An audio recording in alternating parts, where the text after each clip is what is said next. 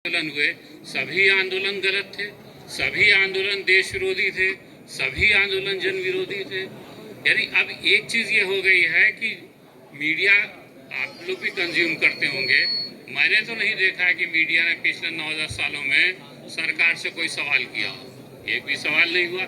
जो सवाल होते हैं वो अपोजिशन से होते हैं। आप ऐसा क्यों कर रहे हैं, आप ऐसा क्यों कर रहे हैं। तो ऐसी स्थिति में हम एक ऐसे मीडिया के दौर में हैं जो एक प्रकार से हमारे हितों के विरुद्ध काम कर रहा है। इसको हमें समझना पड़ेगा और इसके लिए हमको मीडिया पर भी दबाव बनाना पड़ेगा। और जैसा कि विपुल जी ने कहा, ये सब एक दिन में नहीं हुआ।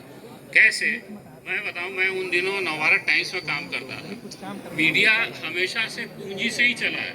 कभी ऐसा नहीं जो बड़े बड़े अखबार बिना पूंजी के नहीं चले, लेकिन वो पूंजी जो लगती थी उसमें जो उनका सोशल एप्लीकेशन था, जो उनकी जो जर्नलिज्म के जो ऑब्जेक्टिव थे, उनके साथ उसका एक संतुलन बना के काम होता था। मुनाफा भी कमाया जाता था, विज्ञापन भी लिए जाते थे, लेकिन ऐसा नहीं कि केवल मुनाफे के लिए ही सब हो रहा हो। लेकिन इसकी शुरुआत कैसे हुई? इसकी शुरुआत हुई सबसे पहले करीब मेरे ख्याल से 40 से 1 साल हो गए होंगे। क्रिकेट की जो खबरें थी उसमें स्कोर कार्ड का स्पॉन्सर करके, और चूंकि क्रिकेट की बड़ी इवेंट जो हो रही है तो उसमें क्रिकेट के बड़े खिलाड़ियों से कॉलम लिखाए जाने के लिए उसको स्पॉन्सर कराया जाने लगा। अब कहा जाने लगा कि भाई इनको बहुत पैसा हमें देना है इस कॉलम के लिए, ये पैसा कहाँ से आएगा, इसलिए ये कॉलम स्पॉन्सर कराना जरूरी है। ये कॉलम स्पॉन्सर हुए, स्कोर कार्ड स्पॉन्सर हुए। हम लोगों को लगा कि हाँ भाई ठीक है, ठीक ही कह रहे हैं, अब ये पैसा बहुत पैसे मांग रहे हैं, इतने $1000 में एक कॉलम आता, कहाँ से होगा।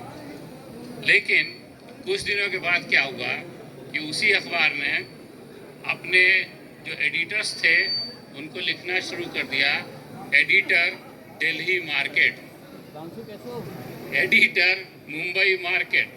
मतलब आप एडिटर हो तो आपकी जिम्मेदारी, खबर तो जो है सो है, आपकी जिम्मेदारी है कि दिल्ली के बाजार में या मुंबई के बाजार में आपका अखबार कैसे ज़्यादा से ज़्यादा बिके, कैसे ज़्यादा से ज़्यादा पैसा कमाए।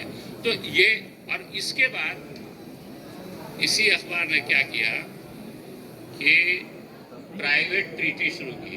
प्राइवेट ट्रीटी का मतलब कि जो बहुत बड़ी बड़ी कंपनियां हैं उनके जो विज्ञापन आते हैं, तो विज्ञापन हम छापेंगे, आप विज्ञापन के बदले में पैसे मत दो, बल्कि विज्ञापन के बदले में अपनी कंपनी के उतने शेयर हमारे को दे दो। अब ये अखबार 150 कंपनियों का शेयर होल्डर हो गया।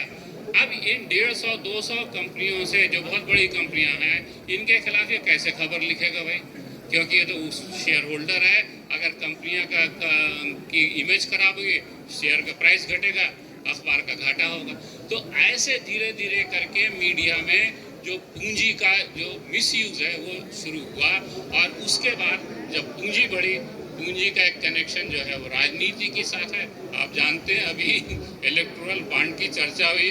आखिर ये इलेक्टोरल बॉन्ड पे याचिका दायर करने की जरूरत क्यों पड़ी? क्योंकि ये लगा कि जो कारपोरेट पूंजी है वो चोर दरवाजे से कुछ पार्टियों को जा रही है, बाकी को नहीं जा रही है। तो ये इसका दुरुपयोग हो रहा है और इसको सुप्रीम कोर्ट ने माना कि हाँ ये असंवैधानिक है।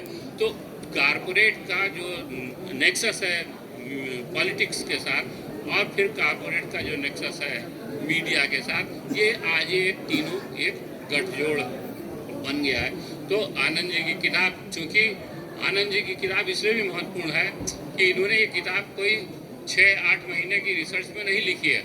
ये 10 साल में जैसे जैसे मीडिया को देखते रहे वैसे वैसे लेख लिखते रहे, और ये इंडिविजुअल लेखों के जरिए उस समय जो स्थिति थी मीडिया की उसको पकड़ते हुए ये 10 सालों की जो यात्रा है उसको इन्होंने पकड़ा है।